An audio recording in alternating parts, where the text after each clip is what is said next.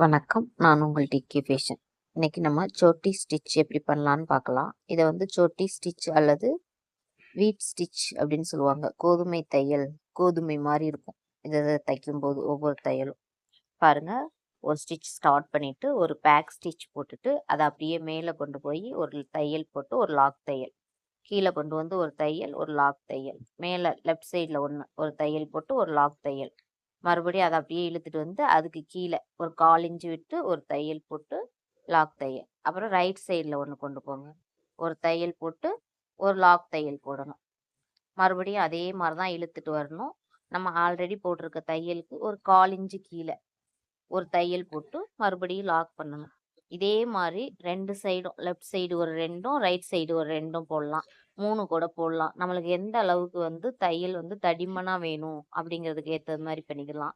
நீங்கள் வந்து ஒரு லைன் வரைஞ்சி அது மேலே நம்ம தையல் போட்டோம் அப்படின்னா அந்த தையல் வந்து நல்ல வரிசையாக ஒரு லைன் மேலேயே இருக்கும்.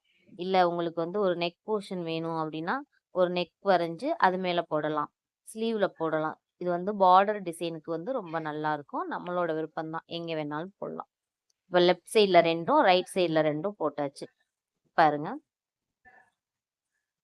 இப்போ மறுபடியும் என்ன செய்யணும்னா, நூல் வந்து உருவிடுச்சுன்னா ஒரு நூலை பிடிச்சு இழுக்காம விட்டுட்டு 2 நூலையும் பிடிச்சு இழுத்து தான் தையல் போடணும். போட்டாச்சு. இப்போ பாருங்க, லெஃப்ட் சைடில் கொண்டு வந்து ஒரு தையல் போட்டு இன்னொரு லாக் தையல், இப்போ கீழே கொண்டு வந்து ஒரு 1/4 இன்ச்சு விட்டு ஒரு தையல் போட்டு மறுபடியும் ஒரு தையல் போட்டு அதை விட ஒரு 1/2 இன்ச்சு கீழே வச்சு ஒரு தையல் போட்டு லாக் போடக்கூடாது. அப்படியே அதை பிடிச்சு இழுத்து லெஃப்ட் சைடில் வச்சு ஒரு தையல், ஒரு லாக் தையல் போடணும்.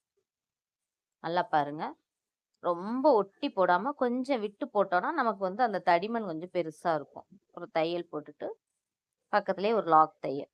அது நூலில் வந்து பிசு தட்டுறதுனால அப்படி இருக்குது. நீங்கள் கொஞ்சம் மெதுவாக போட்டிங்கன்னா வரும். இப்போ என்ன செய்யணும், மறுபடியும் என்ன செய்யணும், பேக்கில் பின்னாடி இழுத்துட்டு போகணும். அந்த நீடில் 2யும் பார்த்து கவனமாக இழுக்கணும், இல்லைன்னா அந்துடும். அந்துருச்சுன்னா மறுபடியும் போடுற மாதிரி இருக்கும். அப்படியே நீங்கள் அதை அப்படியே மெதுவாக இழுத்து பாருங்க. நீங்கள் வந்து நூலை வந்து மேலேயும் கீழே ஃபஸ்ட்டு இழுத்துட்டு கீழே வந்து இழுங்க. இது வந்து பட்டன் ஹோல் ஸ்டிச் மாதிரி தான் வரும். லாக் போட்டுட்டு மறுபடி பாருங்கள், ரைட் சைடில் கொண்டு போகிறேன். அதை அப்படியே லாக் போடாமல் இந்த சைடு கொண்டு வந்து லெஃப்ட் சைடில் ஒரு தையல், மறுபடியும் ஒரு லாக் தையல். லாக் தையல் வந்து அந்த தையல் வந்து மூவ் ஆகாமல் இருக்கணும், அந்த ஸ்டிச் வந்து நகரக்கூடாது. அதுக்காக தான் வந்து லாக் பண்ணுறோம். மறுபடி ஒரு 1/4 இன்ச்சு கீழே வச்சு ஒரு தையல் போட்டு மறுபடி அது லாக் ஆகாமல் இருக்க இன்னொரு தையல் போடணும். இப்போ ஒரு மறுபடிக்கும் என்ன செய்யணும் அப்படின்னா, 1/2 இன்ச்சு மேலே போட்டிருக்கோம்ல, ஒவ்வொரு இடத்துலையும் ஒரு ஒரு நாட் மாதிரி போட்டு அதே மாதிரி என்ன செய்யணும்னா மேலே கொண்டு போயிட்டு ரைட் சைடு கொண்டு போய் ஒரு தையல் போட்டு லாக் போடாமல் அப்படியே இந்த சைடு வச்சு ஒரு கட்டு, ஒரு முடிச்சு போடுற மாதிரி தான் இந்த மெத்தடு. இதே மாதிரி தான் நீங்கள் இந்த இந்த தையல் முழுவதும், இந்த எத்தனை ஒரு லைன் வரைஞ்சிருக்கீங்க அப்படின்னா அந்த லைன் ஃபுல்லாக இந்த தையல் தான் நீங்கள் போடணும். கொஞ்சம் நம்ம நூலை மேலேயும் கீழேயும் இழுக்கிறோம்ல, அதனால நூல் கொஞ்சம் பிரிஞ்சு பிரிஞ்சு வரும். ரொம்ப மெதுவாக ஸ்லோவாக போட்டோம் அப்படின்னா நீட்டாக வரும் உங்களுக்கு. நூலை பிடிச்சு பிடிச்சு இழுக்காதீங்க ரொம்ப. ஒரு மாதிரி நூல் பிரிஞ்சு வர்ற மாதிரி இருக்குது அப்படின்னா நூலை விட்டுட்டு கீழே இருந்து எந்த இடத்துல 2 நூலும் சேர்ந்து வருதோ அந்த இடத்துல இருந்து நீங்கள் கண்டினியூ பண்ணுங்க. நூல் ஏன் அந்து போகுது அப்படின்னா, அந்த ஊசியோட நல்ல கூர்முனை இருக்குல்ல, ஷார்ப் எட்ஜு, அந்த ஷார்ப் எட்ஜ் வந்து நல்ல கத்தி மாதிரி ஷார்ப்பாக இருக்கும்.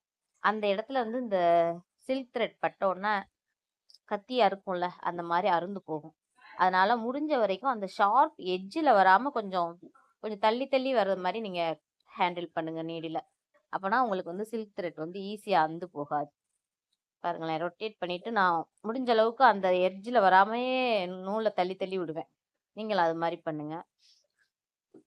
இப்போ பாருங்களேன், இந்த தடிமன் ஒரே அளவாக உங்களுக்கு வரணும் அப்படின்னா நீங்கள் மேலே லாக் பண்ணுறீங்க பாருங்கள், இந்த ரைட் சைடு லாக் பண்ணுறீங்களா, அதை ஒரு 1/4 இன்ச்சு தள்ளி பண்ணலாம். இங்கே லெஃப்ட் சைடு வரும்போதும் ஒரு 1/4 இன்ச்சு தள்ளி பண்ணினீங்க அப்படின்னா ஒரே அளவு தடிமன் வந்து கரெக்டாக அப்படியே மெயின்டைன் பண்ணிட்டு வருவோம். இல்லைன்னா மேலே பெருசாகவும் கீழே சின்னதாகவும், சடை பின்னல் போடுவோம்ல, நம்மளோட சடை பின்னல் மேலே முடி நிறையா இருக்கும் பெருசாகவும், கீழே அப்படியே பின்னல் போட்டுகிட்டே வந்து கீழே கொஞ்சமாக இருக்கும் பாருங்கள், அந்த மாதிரி ஆகிடும். இது வந்து நம்ம நெக் டிசைனை வந்து ஒரு ஃபினிஷிங் பண்ணும்போதோ ஒரு ஸ்லீவ் டிசைன் ஃபினிஷிங் பண்ணும்போதோ இந்த மாதிரி இருந்தால் பார்க்க நல்லா இருக்காதுல்ல. நம்ம வந்து ஒரே அளவு தடிமனை தான் மெயின்டைன் பண்ணணும். அதுக்காக என்ன பண்ணணும் அப்படின்னா, கீழ நீங்க ஒரு தையல் போட்டு, லாக் தையல் போட்டு, மேல ரைட் சைடு கொண்டு போவீங்க பாருங்க. அந்த இடத்துல ஒரு 1/4 இன்ச் எக்ஸ்ட்ரா விடணும். இந்த வீடியோ உங்களுக்கு யூஸ்ஃபுல்லா இருந்தா நம்ம சேனல சப்ஸ்கிரைப் பண்ணுங்க, லைக் பண்ணுங்க.